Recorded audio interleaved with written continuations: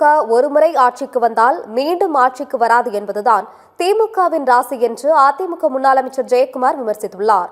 சென்னை ஓட்டேரியில் நடந்த அதிமுக கூட்டத்தில் பேசிய அவர், நாம் ஒற்றுமையாக இருந்தால் நம்மை விட பெரிய சக்தி எதுவுமே கிடையாது என்றும், ஒற்றுமையாக இருந்து திமுகவின் இடுப்பை உடைக்க வேண்டும் எனவும் தெரிவித்தார். கிராமங்களில் குடிநீர் உள்ளிட்ட அடிப்படை வசதிகளே இல்லை.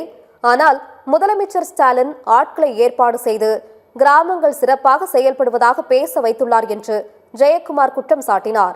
கமிஷன் பணத்தை தேர்தலில் வாரி வாரி இறைத்தாலும் திமுகவை மக்கள் வீட்டுக்கு அனுப்ப தயாராகிவிட்டார்கள் என்று அவர் கூறினார்.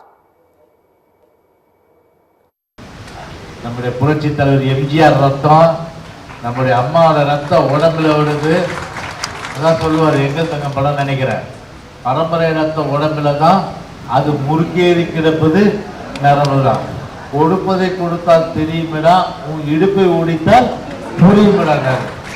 வாங்கடா, மே மாசம் வாங்க, ஏப்ரல் மாசம் வாங்க. திமுக என்ற இடுப்பை ஒடிச்சு மூளையில உட்கார இருக்கிறாங்களுடைய ஒரே வேலை.